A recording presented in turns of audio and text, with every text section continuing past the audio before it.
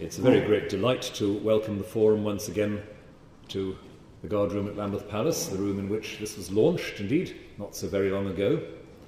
And good to know that the Forum is in good heart, that there is energy and vision still around for it, and I hope that will be strengthened and deepened as the day goes on. One of the virtues, as you all know, of the Christian-Muslim Forum has been, and still is, that it operates at that grassroots level, that it seeks to build trust and understanding among what, for the sake of brevity, I'll call ordinary believers.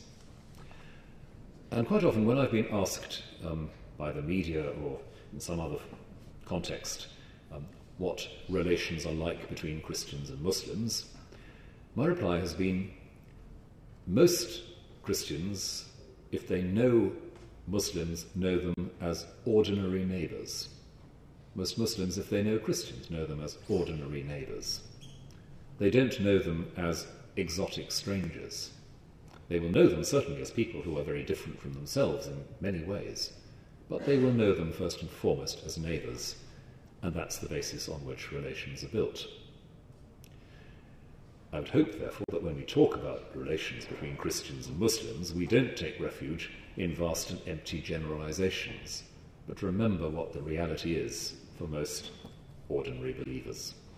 They know the other as a neighbour.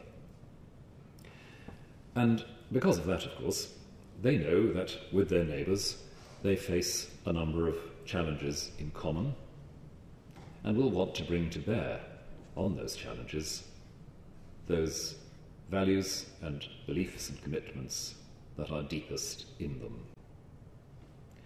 So the challenge at grassroots level is to translate the theological and intellectual dialogue into a lively and constructive and sometimes critical engagement with the issues of local, social and national social problems.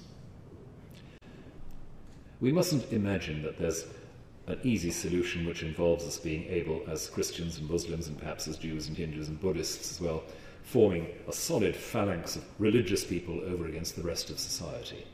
That's not a happy position to be in, or a very constructive one.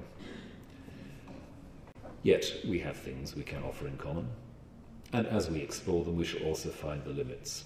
I've hinted at some of them. In the area of finance and economics, Christians have, on the whole, resigned themselves to the idea that lending money for interest is morally acceptable.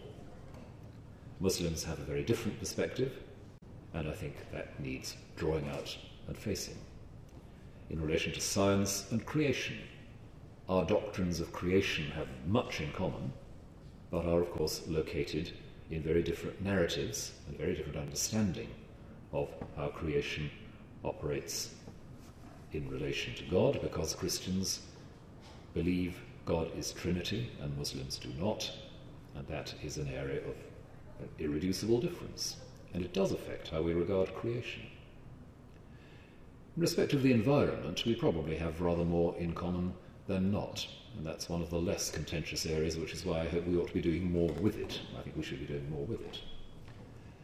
And where democracy and civil liberties are concerned, once again, there's a great deal of convergence. And yet, as again some of the questions submitted for today note, our concepts of religious liberty are not always convergent, and there are some very tough questions we need to address there. How do we value religious plurality in a society? What are the limits of diversity there? So I don't think that any of these subjects is going to be an easy one to address or to hang on to, and yet each of these, and all of them together, seem to me to be a fruitful area. I think that the Christian-Muslim Forum is wonderfully well equipped to keep these issues on the agenda of those we most wish to serve and help, that is, our fellow believers all across this country, people who may not have very much education in theology or philosophy or ethics, and yet have profound and deep commitments which need to be honoured and need to have the chance of being explored as intelligently and creatively as they can be. That's what the forum is for. Building that, can I call it a common wisdom, a shared process of discernment that will help us play our part as best we can in a society which at the moment is not over-endowed with wisdom and discernment. Let's hope that our work together in this forum, and more widely, will generate that kind of wisdom with all the hope that it entails.